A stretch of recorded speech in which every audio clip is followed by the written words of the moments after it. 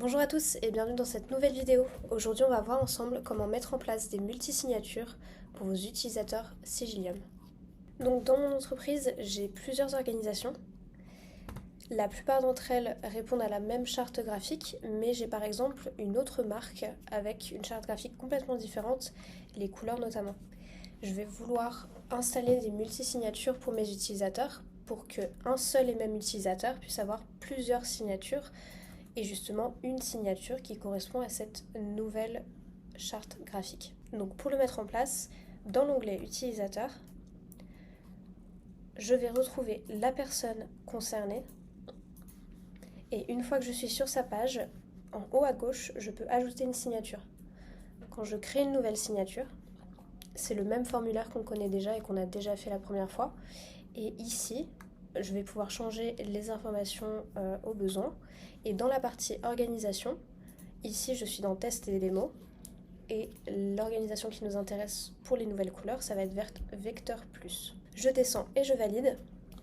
Et en quelques clics, on peut voir qu'on a une nouvelle signature avec la charte graphique qui correspond. Et je peux retourner en haut à gauche pour revenir sur ma signature principale. Ça, c'est côté Sigillium. Côté utilisateur, concrètement, sur Outlook, ça va ressembler à ceci. L'utilisateur ouvre Outlook. Il a accès à l'ADIN en ouvrant un nouveau message. Et en haut, il va avoir dans le bandeau l'ADIN et à droite un menu déroulant où il va pouvoir retrouver ses différentes signatures avec les différentes chartes graphiques. Ici, on voit que les couleurs de base sont celles-ci. Et là, on a une autre couleur pour les coordonnées, par exemple. C'est comme ça que votre utilisateur peut retrouver ses multisignatures directement dans Outlook. Mettre en place ces multisignatures va vous permettre, pour l'utilisateur concerné, de le retrouver plusieurs fois quand vous allez déployer une campagne marketing et choisir les utilisateurs qui seront affectés.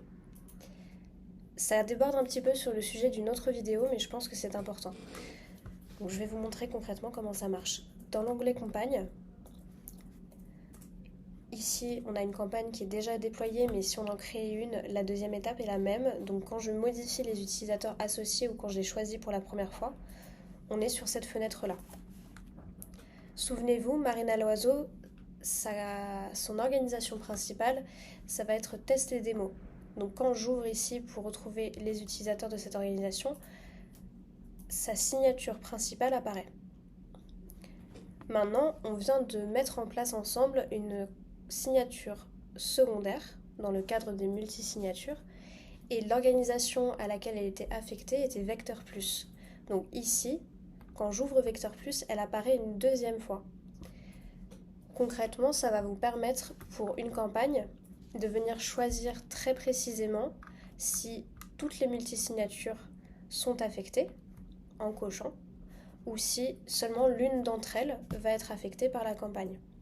Donc là, quand je choisis simplement la campagne principale mais pas la campagne secondaire, en validant, quand je reviens sur ma signature pour voir le résultat, quand je vais sur la campagne secondaire, ce n'est pas la même campagne. J'espère que c'est un petit peu plus clair pour vous maintenant. Vous pouvez gagner un maximum de précision tout en profitant de plusieurs signatures pour un seul et même utilisateur. Donc n'hésitez pas à nous contacter directement si vous rencontrez le moindre problème et je vous dis à bientôt dans une prochaine vidéo.